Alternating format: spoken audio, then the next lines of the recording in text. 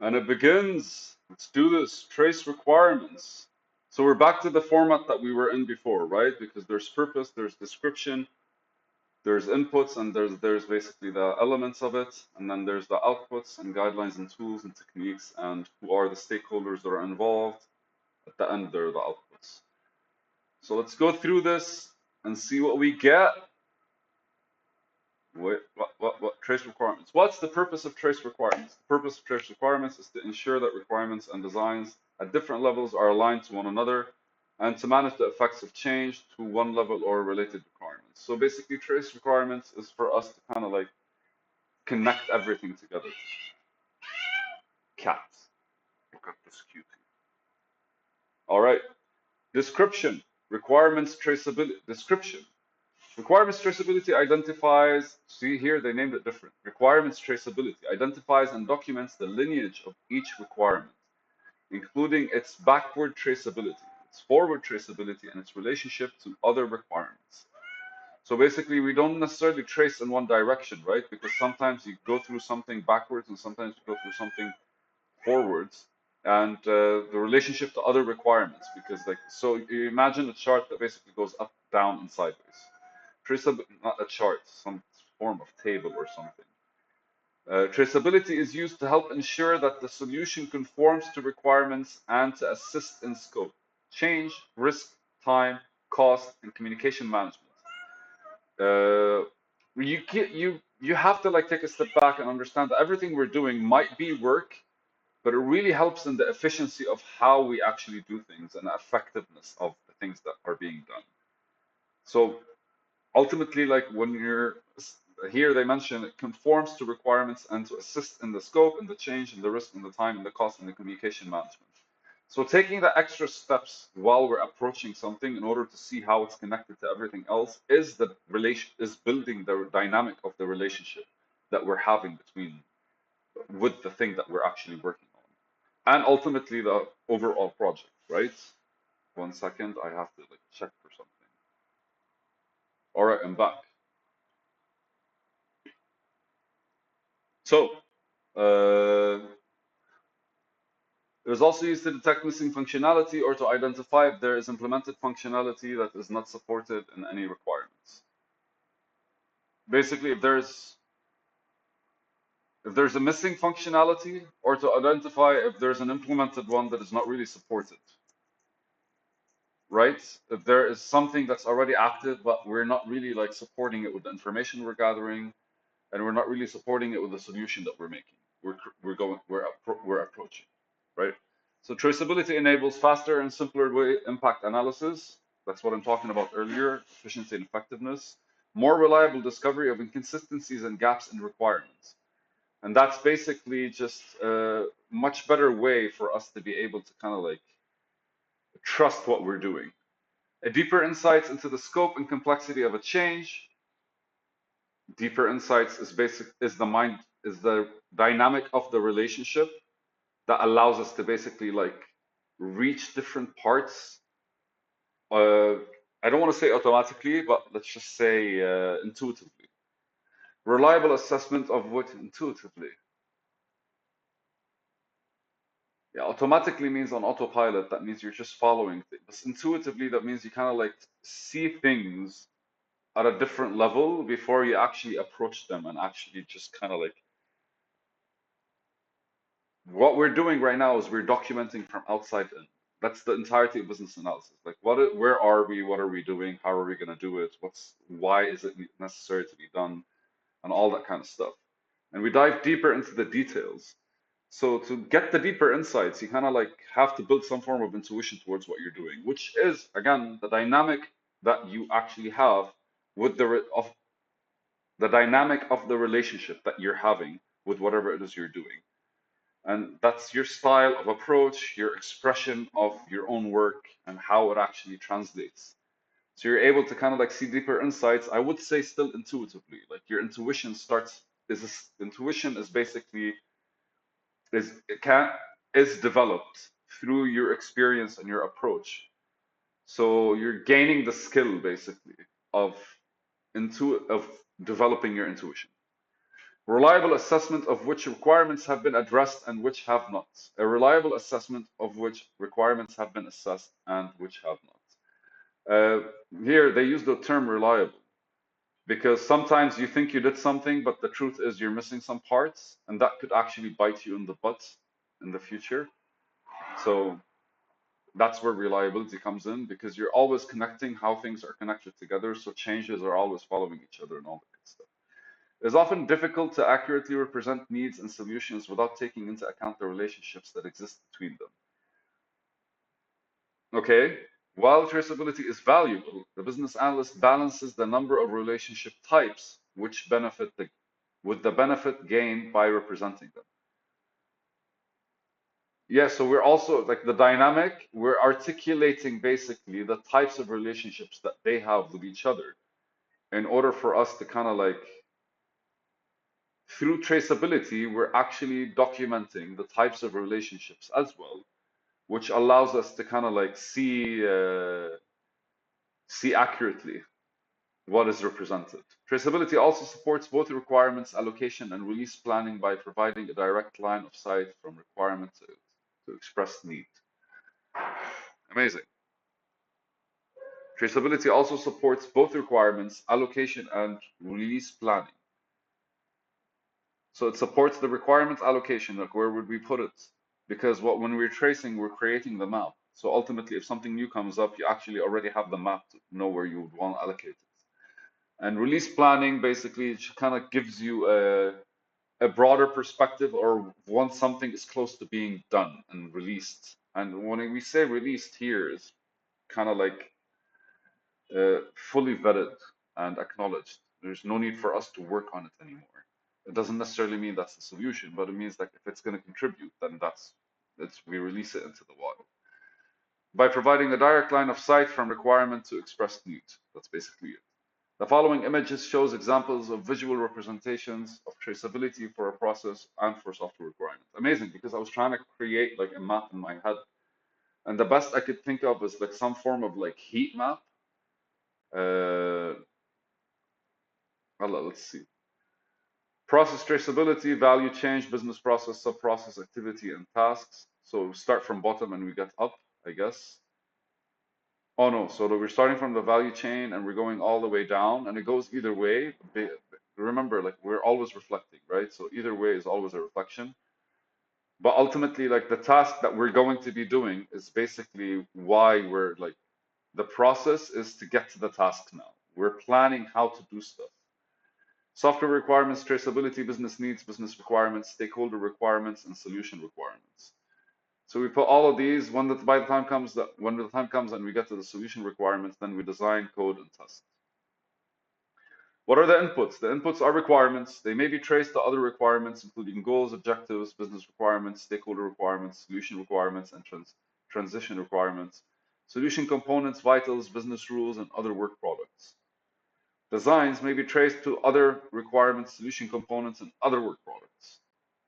Same thing, basically, right? Like, no, who the fuck knows where we're getting? But these are the two main things that you actually get from. Remember, these two are married at the fucking hip. Like the output here is basically, well, the output here is the requirements traced and the designs traced. Because as we're moving, we're kind of like iterating between the design and the requirement itself, because the design has to fit the requirement and the requirement has to support the design. And here's the diagram that we always get excited for. We have an input, which are requirements and designs, and then we get the trace requirements. The tools that we use to get trace requirements out of it is basically like domain knowledge, information management approach, legal regulatory information, requirements management tools repository. And requirements management tools slash repository is basically like, I don't want to say a silo, but probably a database of all the stuff that we could do. Domain knowledge is basically the information of the domain that we're in. Information management approach is what we talked about in chapter 2. Just a quick cap. In chapter 3, sorry. The information management approach is basically when we kind of like, well, Information management approach is what we do in chapter 3. If you go back, it's just basically a sense of planning slash direction of how we're going to be managing the information we get. And then that gives us an output, which is required trace requirements, the requirements traced, and designs traced.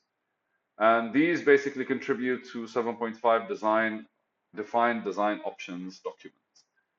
Elements, level of formality. When tracing requirements, business analysts consider the value that each link is supposed to deliver, as well as the nature and use the specific relationships that are being created. The effort of to trace requirements grows significantly when the number of requirements or level of formality increases. Cool? 2, relationships. There are several types of relationships in the business analyst considers. Defining the traceability approach. I skipped on the formality one because let's face it, I think we kind of understand that everything might require a different setup. And I think at this point, we're well aware that, like, when it comes to formality, some things might require a certain approach and some things might just kind of I don't know. The effort to trace requirements grows significantly when the number of requirements or level of formality increases. So ultimately, maybe we'll stand in our own way if we're being overly formal, or maybe we'll be standing in our own way if things are less formal. So we don't really know, and we kind of have to understand the relationships and through our dynamic with them in order for us to kind of be able to express the formality required in order for them to kind of be interpreted and understood, because ultimately you're still going to need approval from the actual management. And when you do that, you're communicating, and communication is key, and sometimes over communicating or under communicating is a bite in the ass. So communicating just right is a skill here that we're learning, but we're learning through developing our own intuition. Relationships. There are several types of relationships that business analyst considers when defining the traceability approach. Derive. Derive is a relationship between two requirements, used when requirement is derived from another requirement. So basically, like I talked about it earlier, not all requirements are at the same level. Some requirements might need different requirements to reach them. This type of relationship is appropriate to link the requirements in different levels of abstraction. For example, a solution requirement derived from a business or a stakeholder requirement. That's not really an example. But anyways, the requirement of the business might be different than the requirement of the stakeholder in order for the requirement of the business to actually succeed, right? And the requirement of the stakeholder might be different than the requirement of the actual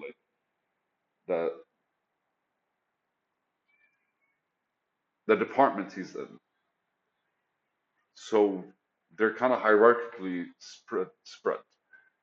And then there are depends requirements, so a relationship between two requirements used when a requirement depends on another requirement, which means I need this to be done in order for this to work. Okay, so the first one was depends. The second one was depends. The one that I was actually trying to explain, the hierarchy is more a dependent one. The derived one is basically when you finish a requirement, you're extracting a requirement from something that happened. And sometimes you can extract a requirement from another requirement. Like if we're doing this requirement, then might as well do this requirement. Or maybe we need this requirement and stuff like this. Satisfy. The relationship between an implementation element and the requirements, it is satisfying. For example, the relationship between functional requirement and a solution component that it's implementing. So that's basically when a requirement fulfills a certain role piece, right? Like when it's done, it kind of fits somewhere. And validate relationship. Some requirements actually validate other requirements. Because if this actually pulls through, that means the other one we did was correct, right? So maybe it satisfies as well as validates. All of them could actually happen at the same time. Depends. Go back to depends because I didn't talk about necessity and effort. So types of dependency relationships include necessity, when it only makes sense to implement a particular requirement if a related requirement is only implemented. So sometimes you look at requirements and be like, I can't do this now, I have to wait for that one to be done. And effort, when the requirement is easier to implement if a related requirement is also implemented. So if you already have a requirement that's implemented, then you probably will target a certain requirement else that basically because all the effort is done on that one, then like we don't have to put that much effort in this one, so you get it out of the way. Traceability repository. Requirements traceability is documented and maintained in accordance with the methods identified by the business analysis approach. Requirements management tools can provide significant benefits when there's a need to trace a large number of requirements that may be deemed unmanageable with manual approaches. So basically, like I said, it's a database, it's a silo. I was thinking silo because that's where you store all the grain. But yeah, so basically, database. A database of the shit that you actually would need, of everything traceable. It's probably like a big, massive documentation of some sort, or like different pieces of documentation summarized by one, like something. Guidelines and tools, domain knowledge of and expertise in the business domain need to be supported. Yeah, so like basically your stakeholders, right? Information management approach provides decision from planning activities concerning and the traceability approach. That's the one that we do for in chapter 3. Domain knowledge is basically the research and the expertise of the business domain. Legal regulatory information describes legislative rules or regulations that must be followed. These may need depending on whatever project you're working on. Requirements management tools repository used to store and manage the business analysis information database silo. I actually got this one as well. The tool, see, I'm getting good at first when we were reading, we were just kind of like assuming what they're talking about. And right now, our assumptions are becoming more theories, and eventually they become the facts. And as you go through this book, what you're doing is building on top of your assumptions and actually like iterating until they become legit opinions or legit thought processes or legit standings and where this would go and this would go. And then when you finish with the book, all you have to do is basically apply whatever knowledge you have. And it's fascinating because I can't stress enough. I already, throughout the day, think in these kinds of terms. I don't really document everything yet, but I think in these terms. If I were to document this, how would I document it? And I'll have an idea and I'll discuss it with myself a bit, and maybe I'll actually write some notes. And then from there, I expand on different things. Techniques, business rules analysis used to trace business rules to requirements that they support or rules that support requirements. Amazing. Functional decomposition used to break down solution scope into smaller components for allocation, as well as to trace high-level concepts to low-level concepts. Amazing, because like in the functionality makes sense sometimes as well, like from a functional standpoint. And let me explain it in code. If you go to on Instagram and you basically press on any video you have, it basically just goes up and gives you the whole reels, right? So uh, from your perspective, I just press on a picture and it gives me like a full video that I could watch, and I can go down and watch more videos. That is a feature that has many facets of functioning, because like the pressing on that picture for it to grow is a function. The video playing is a function. The scrolling down and having different like reels at the bottom is a function. The your own oof, your own algorithm that basically follows your likes is a different function. The algorithm that shares based on your likes and gives you basically the new image is a different algorithm. So there are different functionalities that are basically composing smaller parts that actually push to the final one, which is basically you enjoying the experience. So yeah, so trace high level concepts to low level concepts, because like with functionality, there's a hierarchy that you actually build upon, which is beautiful. Process modeling used to visually show the future state process as well as tracing requirements to the future state process. Cool. Scope modeling used to visually depict. Yeah, so process modeling is basically for you to kind of like you model the process the same way we saw it up. I was searching for it here. So basically, how to make a mind map beginner. 5 ways to make a mind map. Let's use this one. Planning, imagine the sky flying, visualize spider, which is create, capture, consume, communicate. By hand, method 2. All right, this is what I want to kind of like look for. Draw label first branches. What's the third one? Stay with me, man. That's not it. That's not it. That's not it. No,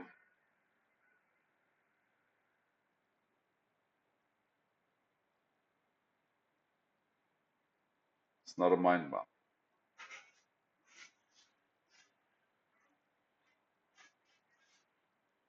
Fuck you. All right, I got nothing. Anyways, scope modeling used to visually depict scope as well as trace requirements to the area of scope the requirements supports, basically. Scope is important because you don't want to be looking at everything every single time. It's fucking exhausting. You kind of want to limit. No, why would I use limit? No, you want to be able to allocate certain time frames within certain places in order for you to kind of like see the details or see at the very least at close range certain things and then basically connect them to the whole. Who are the stakeholders? Customers who are affected and how the requirements are implemented may have to be consulted about or agree to traceability relationships. Domain subject matter experts, almost always.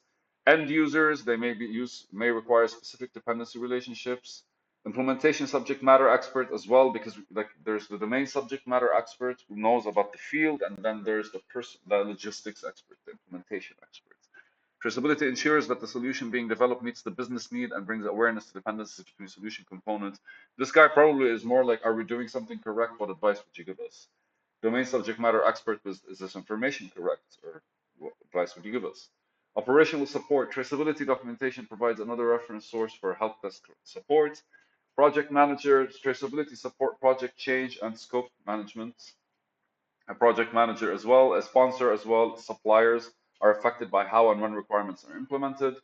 Tester needs to understand how and where requirements are implemented when creating test plans and test cases. Oh, the tester here is not really the person that kind of like tests something, but he's the one who kind of like goes through the testing process and may trace test cases to requirements. And what are the outputs?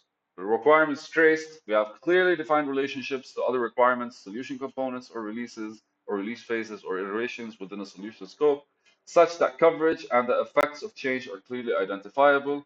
Designs traced, clearly defined relationships to other requirement solution components or releases, phases, or iterations with the solution scope, such as the coverage and effects of change are clearly identifiable.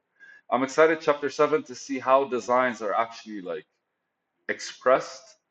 And I'm not sure if designs right now are charty or basically just not charty, or it's like yeah, charty, as in like this one. What did they call this one?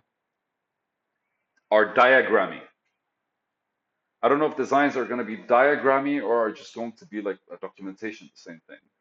But the output of this is traced, and the next chapter is maintaining requirements. Woohoo! Look at us. We did this. Aren't we proud? I hear claps somewhere. Later, dudes.